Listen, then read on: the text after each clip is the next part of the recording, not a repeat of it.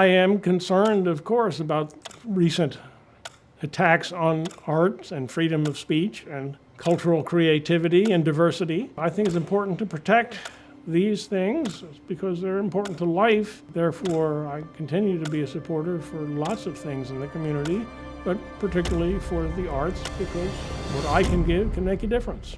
My family background didn't include a lot of high art or high culture. My parents and my sister were chemists. I was the rebel who was a history major. But we went to art museums in my youth, and particularly when we lived in Wilmington, went to the Philadelphia Art Museum long before Rocky ran up the steps and had his statue there. Two works, as I think back on it, really impressed me and made me think about both the representational and the borders of abstract art. One terrifying to me as a kid was Rubens's picture of Prometheus bound on the mountainside, having his innards pulled out by an eagle. But I also really was fascinated by Marcel Duchamp's Nude Descending a Staircase. Moved to Buffalo, it was a rather more modern art museum, but was impressed with particularly Gauguin's Yellow Christ, and I'm not going to remember the name, but of the very large drip painting by Jackson Pollock that questioned what art was, but also made you aware that it's there, you have to deal with it, and that this is part of the environment that you live in. The first 20 years of my life in Lexington, I was not terribly involved in the community. I spent 10 years heavily devoted to getting my scholarship out and getting promoted and to teaching a heavy load. But really only as I got into my late 40s, nearing 50, realizing I wasn't sending children to college, I wasn't going to be needing to leave legacy or pay college tuitions, that I began to realize, well, you could do a lot more in the community and particularly do so financially. And I did support a graduate fellowship in the history department, an undergraduate summer scholarship for pursuing things off campus for the honors program. But the really significant contributions to the arts is when I decided that I wanted to create an endowment at the museum that would give $1,000 a year for supporting exhibits.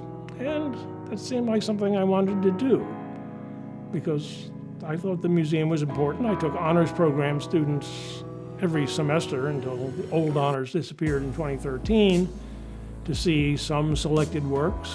Period, I guess, pretty much between 2000 and 2011 or 12. Drove vans of students to exhibits in Louisville and Cincinnati. Despite hating driving a strange vehicle with other people's kids, I thought it was an important part of their education to get to a big museum. These were very often honor students, very bright, but with very limited experience of things of that sort. So I started an exhibition fund and named it after myself because I am the only son of an only surviving son. And I thought the Albisetti name should continue. And it sort of was a sense of a continuation of my career as a teacher, to have the ability to help bring in works that would not be part of the permanent collection and reach people in the community thereby.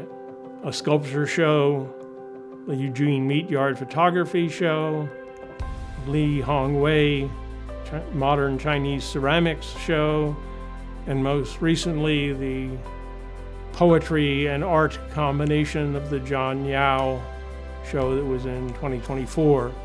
And looking forward to seeing what the museum will do with it at the end of this coming 3-year cycle.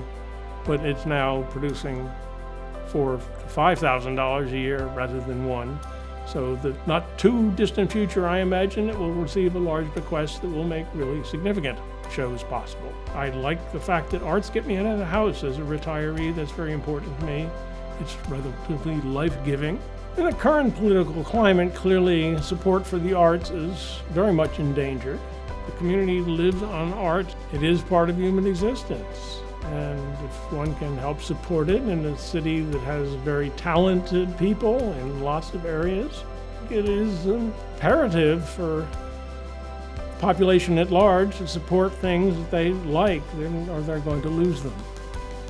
I enjoy being a benefactor. I enjoy seeing the fruits of my giving rather than leaving it all to be done as a bequest. And the older I get, the more sense I have of enjoying seeing where I've been able to make a difference.